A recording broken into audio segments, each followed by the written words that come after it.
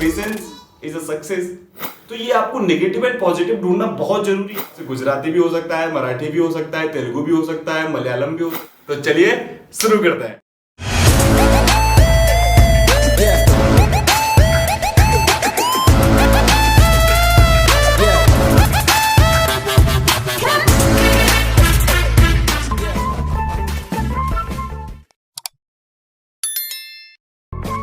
और guys welcome back to our channel. उम्मीद करता हूँ सारे के सारे मेरे भाई बहन बढ़िया हैं, मौज कर रहे हैं, नहीं है तो खुश कर रहे हैं। आज का जो टॉपिक है वो टॉपिक है कॉल सेंटर एडवांटेज। अगर आप कॉल सेंटर यानी कि बीपीओ में काम करते हैं तो आपके क्या क्या एडवांटेज हो सकते हैं। तो फर्स्ट पॉइंट है आपका फाइनेंशियली आप अपने आप को फ्री कर सकते हो। बिल्कुल आप अपनी फैमिली के ऊपर डिपेंड नहीं रहोगे, राइट? बिकॉज अब आप एक टीनेज में पहुंच चुके हो तो आपके खर्चे भी उतने बढ़ चुके हैं। अब आप घर वालों को बताओगे तो घर वाले आपको पैसे देंगे नहीं। आपको अपनी फैमिली के ऊपर डिपेंड रहने की जरूरत नहीं है, किसी भी फ्रेंड को मैसेज करने की जरूरत नहीं है, भाई 500 रुपए की जरूरत है, 1000 रुपए की जरूरत है, पैसे भेज दे। आप खुद से जॉब करके कॉल सेंटर में जॉब करके आप 15 से 20 हजार, 25 से 30 हजार, डिपेंड्स ऑन योर स्किल्स, आप पैसा कमा सकते हैं। तो फर्स्ट पॉइंट अपना यही हो गया। तो हमारा जो सेकंड पॉइंट हमारा यह है, you can learn live with different kind of people from different states. तो हमारे पास काफी स्टेट से लोग आते हैं, मतलब हमारे ऑफिसेज में काम करते हैं, तो वहां से हम उन लोगों से इंटरेक्ट करना, बातचीत करना, एक हमारे अंदर का हेजिटेशन होता है, एक फियर होता है कि मैं नए लोगों से मिलूंगा तो किस तरीके से मैं उनसे बात करूंगा। तो बिल्कुल भी डरने की बात नहीं है भाई, यहाँ पर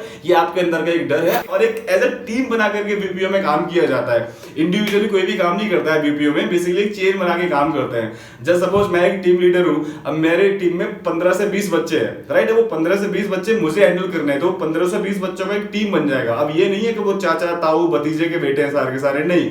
कोई हो सकता है कन्नड़ होगा, कोई हो सकता है उड़िया होगा, कोई हो सकता है तमिल होगा। तो इस तरीके के लोग मिलते हैं, तो नए नए लोग मिलते हैं, नए लोगों से इंटरेक्शन होता है। अब बेसिकली अगर आप घर पे बैठे रहोगे तो आपको नए लोग ये नहीं मिलने वाले जो कि आप एक बीपीओ में काम करके जो आपको मिल रहे हैं। तो नए नए लोगों से मिलना, नई नई बातें सीखना, नए कल्चर के बारे में जानना, उनके स्टेट्स के बारे में जानना, उनके जो रीति रिवाज करते हैं वो लोग जो वहां बेसिकली लोकल रहते हैं तो वो अपनी भी बातें बताते हैं। तो बेसिकली उनके यहाँ पे क्या होता है उन सारी चीजों के बारे में जानना। लेकिन सबसे बड़ा एडवांटेज हमारा यही है, अगर हम कॉल सेंटर में काम कर रहे हैं तो कॉल सेंटर बेसिकली हर एक रीजनल के बच्चे को लेकर के आते हैं और वो काम करवाते हैं। बिकॉज अब हमारे पास तो हर एक स्टेट से कॉल आएगी। अगर कोई प्रोसेस हो गया, पैन इंडिया काम करता है वो, पैन इंडिया का मतलब ओवरऑल इंडिया से हमारे पास कॉल्स आती हैं। तो ओवरऑल इंडिया में तो काफी सारी लैंग्वेजेस रहती है, काफी सारी स्टेट्स पड़ती हैं, तो हर एक स्टेट का डिफरेंट लैंग्वेजेस है।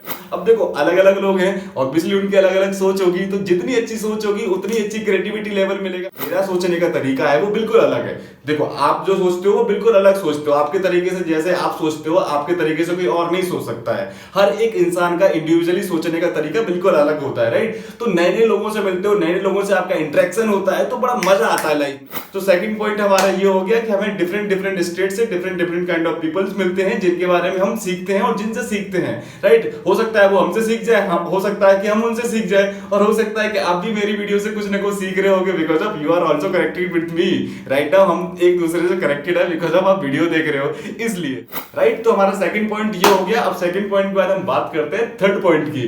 तो जो थर्ड पॉइंट है ना बहुत ही ज्यादा इंपॉर्टेंट है। जैसे कि मैंने सेकंड पॉइंट बताया, सेकंड पॉइंट से भी ज्यादा इंपॉर्टेंट है हमारा थर्ड पॉइंट। तो वो थर्ड पॉइंट बेसिकली है क्या? थर्ड पॉइंट है हमारा पेशेंस। तो जो कॉल सेंटर में बच्चा काम करता होगा ना, जो बंदा काम करना चाह रहा होगा, सबसे ज्यादा उसको ख्याल रखना पड़ता है पेशेंस का, कि आपको अपना ना पेशेंस नहीं खोना है।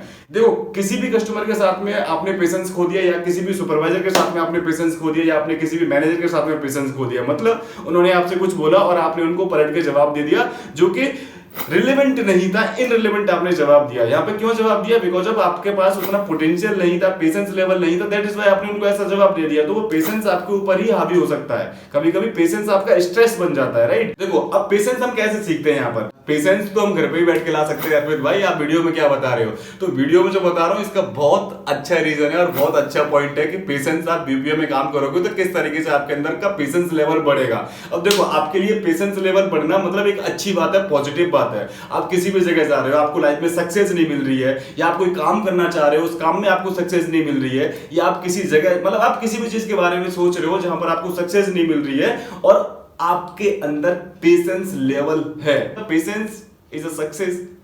अगर आपके अंदर पेशेंस है तो बिल्कुल आपको सक्सेस मिलेगी। और टाइम दोगे तो ऑब्वियसली आपके पास पेशेंस होना चाहिए। तो सबसे बड़ा पेशेंस आपको कॉल सेंटर में काम करने से मिलता है। यहाँ पर अब रीजन बताता हूँ कि मिलता कैसे है। Just suppose you are on call, आप एक कस्टमर के साथ कॉल पे हो और आप उसकी प्रॉब्लम का रिजोल्यूशन नहीं दे पा रहे हो। क्योंकि रिजोल्यूशन क्यों नहीं दे पा रहे हो? कुछ पॉलिसीज होती है, हमारी पॉलिसीज के बियॉन्ड आपको कस्टमर को इन्फॉर्मेशन दे नहीं सकते हो, राइट? मतलब पॉलिसीज के बाहर जाकर के आप कस्टमर को इन्फॉर्मेशन नहीं दे सकते हो।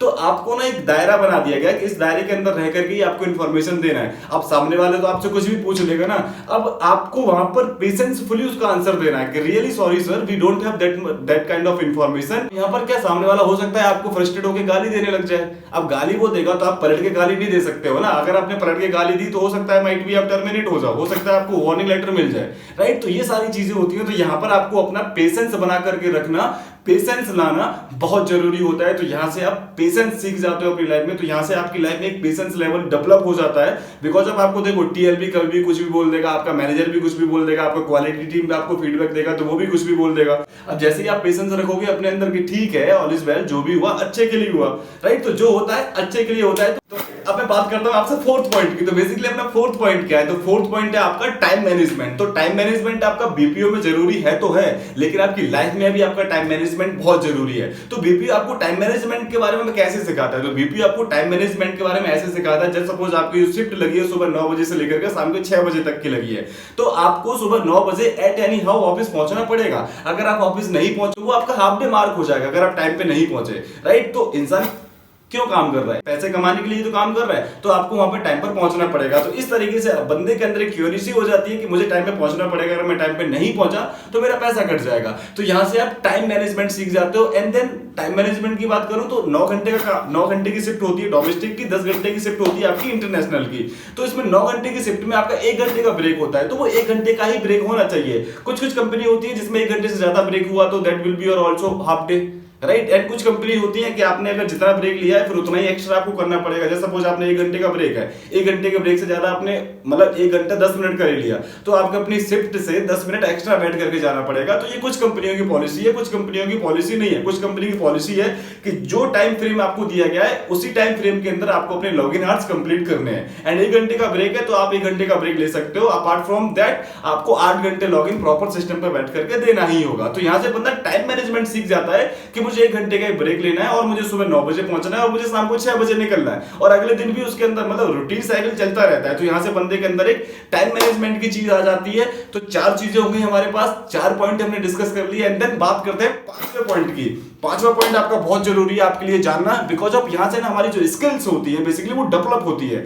स्किल्स कैसे डेवलप होती है? नए लोगों से मिलते हो, नई नई चीजें सीखते हो, आप कंप्यूटर्स पे काम करते हो, नए नए प्रोसेस होते हैं, नए नए प्रोडक्ट के बारे में जानते हो आप, जो कि बेसिक इंफॉर्मेशन होती है जहां से आपकी स्किल्स डेवलप होती है, आपकी नॉलेज डेवलप होती है, जो कि नॉलेज आपको बेसिकली होती नहीं है, वो कॉल सेंटर में काम करने के बाद ही आपको मिलती है। तो देखो जितना ज्ञान आपके पास है जरूरी नहीं है कि उतना ही ज्ञान सामने वाले के पास हो सकता है उसके पास तुमसे ज्यादा ज्ञान हो, राइट? तो तुम लोगों से मिलते हो, इंटरेक्ट करते हो, तो वहां पर क्या होता है, हमारी स्किल्स डेवलप हो रही होती है, हमारी नॉलेज बढ़ रही होती है। अब वो डिपेंड करता है आपके ऊपर कि आप एक अच्छे पर्सन से मिल रहे हो या आप एक बुरे पर्सन से मिल रहे हो। मैं सिंपल भाषा में बोलूं तो नेगेटिव एंड पॉजिटिव। तो ये आपको नेगेटिव एंड पॉजिटिव ढूंढना बहुत जरूरी है कि आपकी जो संगत है वो किस तरीके का है। वहां पे कुछ स्किल्स हैं, कुछ ऐसी बातें हो रही हैं जो कि मुझे नहीं पता है और मेरे लिए काम की हैं, तो इन जगहों पे आपको जाना पड़ेगा। ऐसे लोग आपको ढूंढने पड़ेंगे बीपीओ में। देखो बीपीओ में आपको हर तरीके के लोग मिल जाएंगे, हर तरीके के लोग डिपेंड करेगा आपके ऊपर कि आप अपनी संगत किस तरीके के रखते हो। तो यहां से आपकी स्किल्स भी डेवलप हो जाती हैं, आपके काम करने के तरीके बदल जाते हैं, आपकी लाइफ स्टाइल पूरी की पूरी कंप्लीट बदल जाती है। तो यहां से मैंने आज आपको 5 चीजें बताई हैं। तो ये मेरे 5 पॉइंट थे जो कि मुझे लगा कि मुझे आपके साथ में डिस्कस करने चाहिए। तो प्लीज मुझे कमेंट करके बताना ये 5 के 5 पॉइंट आपके लिए एडवांटेज है या नहीं है। तो मेरे लिए एडवांटेज थे, दैट इज व्हाई मैंने आपके साथ में सारे के सारे पॉइंट्स शेयर किए। एंड आई होप आपको ये वीडियो अच्छा लगा होगा। अगर अच्छा लगा है तो प्लीज भाई के चैनल को सब्सक्राइब कर लो और वीडियो को लाइक कर दो। अगर आपने अभी तक कमेंट नहीं किया है तो प्लीज कमेंट करके जाओ। एंड बाय बाय, मिलते हैं नेक्स्ट ब्लॉग में। जय हिंद।